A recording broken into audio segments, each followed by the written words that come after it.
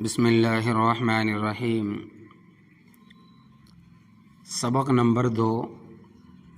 درس حدیث، ناپاکی سے عذاب قبر۔ حضرت عبداللہ ابن عباس رضی اللہ تعالیٰ عنہ سے روایت ہے کہ رسول اللہ صلی اللہ علیہ وسلم کا گزر 2 قبروں پر ہوا تو آپ نے فرمایا کہ جو 2 آدمی ان قبروں میں مدفون ہیں ان پر عذاب ہو رہا ہے، اور کسی ایسے گناہ کی وجہ سے یہ عذاب نہیں ہو رہا جس کا معاملہ بہت مشکل ہوتا، یعنی جس سے بچنا دشوار ہوتا، بلکہ یہ دونوں اپنے ایسے گناہ کے بدلے میں عذاب دیے جا رہے ہیں جس سے بچنا کچھ مشکل نہ تھا۔ ان میں سے ایک کا گناہ تو یہ تھا کہ وہ پیشاب کی گندگی سے بچاؤ یا پاک رہنے کی کوشش اور فکر نہیں کرتا تھا، اور دوسرے کا گناہ یہ تھا کہ چغلیاں لگاتا پھرتا تھا، غیبت کرتا تھا۔ پھر رسول اللہ صلی اللہ علیہ وسلم نے کھجور کی ایک شاخ تر لی، یعنی ایک ہری ٹہنی لی، اور اس کو بیچ سے چیر کر 2 ٹکڑے کیا، پھر ہر ایک کی قبر پر ایک ٹکڑا گاڑ دیا۔ صحابہ نے عرض کیا، یا رسول اللہ صلی اللہ علیہ وسلم، یہ آپ نے کس مقصد سے کیا؟ آپ نے فرمایا کہ امید ہے کہ جس وقت تک شاخ کے یہ ٹکڑے بالکل خشک نہ ہو جائیں ان دونوں کی عذاب میں تخفیف کر دی جائے گی۔ صحیح بخاری، صحیح مسلم کی روایت۔ تشریح: اس حدیث میں رسول اللہ صلی اللہ علیہ وسلم نے ان 2 آدمیوں کے عذاب کا سبب ان 2 خاص گناہوں کو بتایا ہے۔ ایک کے متعلق بتایا کہ وہ چغلی کرتا تھا، جو ایک سنگین اخلاقی جرم ہے، اور قرآن مجید میں بھی ایک جگہ اس کا ذکر ایک کافرانہ خصلت یا منافقانہ عادت کے طور پر کیا گیا، اور کتب قدیمہ کے بہت بڑے عالم کعب احبار سے مروی ہے کہ تورات میں چغل خوری کو سب سے بڑا گناہ بتایا گیا ہے، اور دوسرے کے عذاب کا سبب آپ نے یہ بتایا کہ وہ پیشاب کی گندگی سے بچاؤ اور پاک صاف رہنے میں بے احتیاطی کرتا تھا، بچتا نہیں تھا۔ اس سے معلوم ہوا کہ پیشاب کی گندگی سے اور اسی طرح دوسری ناپاکیوں سے بچنا، یعنی اپنے جسم اور اپنے کپڑوں کو محفوظ رکھنے کی کوشش کرنا، اللہ تبارک و تعالیٰ کے اہم احکامات میں سے ہے، اور اس میں کوتاہی اور بے احتیاطی ایسا گناہ ہے جس کی سزا آدمی کو قبر میں بھگتنی پڑے گی۔ آگے حدیث میں یہ جو ذکر ہے کہ آپ نے کھجور کی ایک ترشاخ منگوائی، یعنی کہ ہری ٹہنی منگوائی، اور بیچ میں سے اس کے 2 ٹکڑے کر کے ایک ٹکڑا ان دونوں کی قبر پر گاڑ دیا، ایک ٹکڑا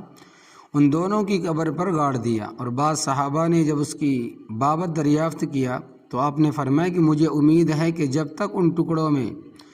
کچھ تری رہے گی، کچھ ہری رہے گی، اس وقت تک کے لیے ان کے عذاب میں تخفیف کر دی جائے گی، عذاب میں ہلکا کر دیا جائے گا۔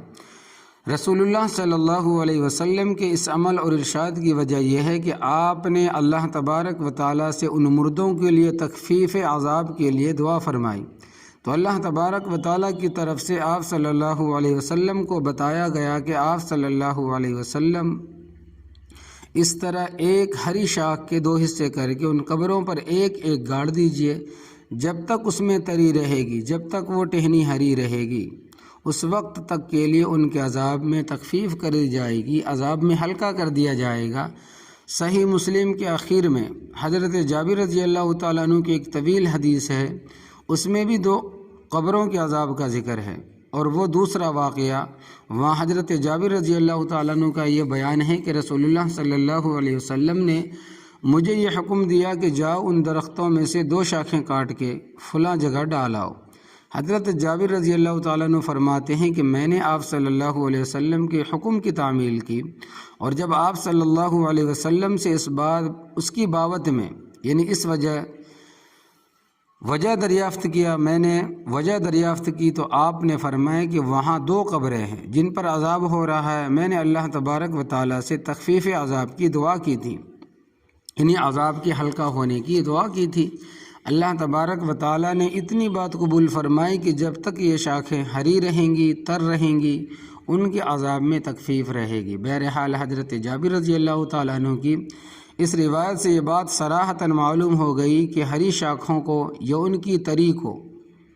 عذاب کی تخفیف میں کوئی دخل نہیں تھا، بلکہ اللہ تبارک و تعالیٰ کی طرف سے یہ بات فرمائی گئی تھی کہ آپ کی دعا کی وجہ سے ہم اتنی مدت کے لیے عذاب میں تخفیف کر دیں گے، یعنی اتنی وقت کے لیے عذاب میں ہلکا کر دیں گے، تخفیف کر دیں گے۔ پس اصلی چیز تھی حضور صلی اللہ علیہ وسلم کی دعا اور اللہ تبارک و تعالیٰ کی طرف سے اس کی بنا پر ایک محدود مدت کے لیے تخفیف کا فیصلہ۔ اس حدیث کا خاص سبق اور اس کی خاص ہدایت یہ ہے کہ پیشاب وغیرہ کی نجاست سے اپنے کو محفوظ رکھنے کی پوری کوشش اور فکر کرنی چاہیے، اور جسم اور کپڑوں کے پاک صاف رکھنے کا اہتمام کیا جائے، اور چغل خوری جیسے منافقانہ مفسدانہ عادات سے خوب بچا جائے، ورنہ ان دونوں باتوں میں کوتاہی اور بے احتیاطی کا خمیازہ بھگتنا ہوگا۔ اللہم احفظنا، یا اللہ ہم سب کو حضور صلی اللہ علیہ وسلم کی سچی محبت عطا فرمائی، اور ہمیں اپنے بچوں کو بھی آپ صلی اللہ علیہ وسلم کی محبت اور اس کے تقاضے سکھانے کی توفیق عطا فرمائیے۔ یا اللہ ہم سب کو اپنے عقائد، عبادات، معاملات، معاشرت، اخلاق میں علماء حق کی تعلیمات کے مطابق درست کرنے کی فکر نصیب فرمائیے۔ یا اللہ ہم نے آج احادیث مبارکہ سے دین کا جو علم حاصل کیا ہے اس کو صحیح انداز میں محبت و حکمت سے دوسروں تک اور خاص طور پر اپنے گھروں میں پہنچانے کی توفیق عطا فرمائیے، آمین۔ اللہم صلی علی محمد بعدد کل دائم و دوائن وبارک وسلم، آمین یا رب العالمین۔